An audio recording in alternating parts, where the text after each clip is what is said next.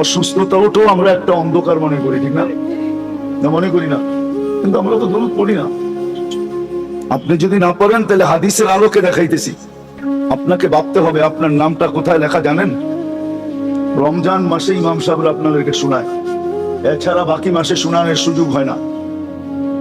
রাসূলুল্লাহ সাল্লাল্লাহু আলাইহি ওয়াসাল্লাম প্রথম মেম্বরে উঠা, আমি প্রথম সিঁড়িতে, মেম্বরের প্রথম সিঁড়িতে পা রাইখা আমিন বলছিলেন, দ্বিতীয় সিঁড়িতে আমিন বলছিলেন, তৃতীয় ধাপেও আমিন বলছিলেন। সাহাবা জিজ্ঞাসা করছে, ইয়া রাসূলুল্লাহ, প্রশ্ন তো শুনলাম না, শুধু আমিনই তো শুনলাম, আপনি আমিন বললেন কেন? তো মুহাম্মদুর রাসূলুল্লাহ সাল্লাল্লাহু আলাইহি ওয়াসাল্লাম বলতেছিলেন যে জিবরিল আল্লাহর পক্ষ থেকে 3টা সিদ্ধান্ত নিয়ে আসছেন। কয়টা?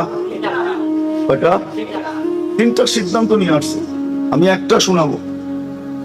3টা সিদ্ধান্ত নিয়ে আসছেন, আমাকে একমত হওয়ার জন্য বলছেন, এই জন্য আমি আমিন বলছি যে আমিও একমত। আল্লাহর সিদ্ধান্ত যে আপনার নাম শুনলো কিন্তু দুরূদ পড়লো না, সে ধ্বংসপ্রাপ্ত। কি কি আবার বলেন না?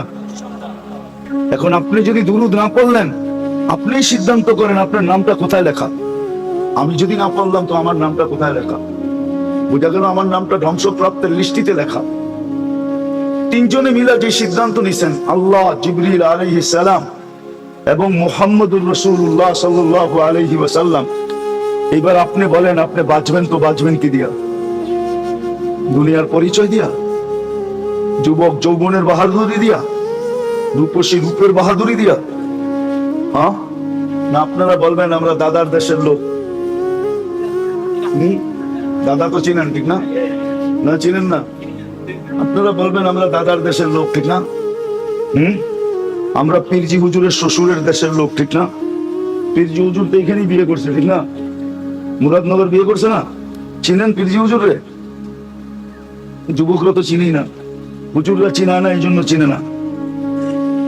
বাংলার দেশের প্রথম সারির বুজুর্গদের ভিতরে একজন বুজুর্গ পীরজি হুজুর রহমতুল্লাহ আলাইহি।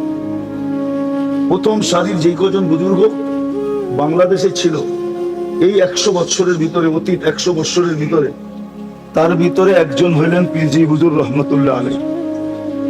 ওনার শ্বশুর বাড়ি হলো মুরাদনগর। মুরাদনগর চিনেন না? ওটাও চিনেন না? ওনার আসল বাড়ি হলো হোমনা। উনি বিয়ে করছেন মুরাদনগরে, আপনাদের জামাই। এখন কি ওই পরিচয় দিলে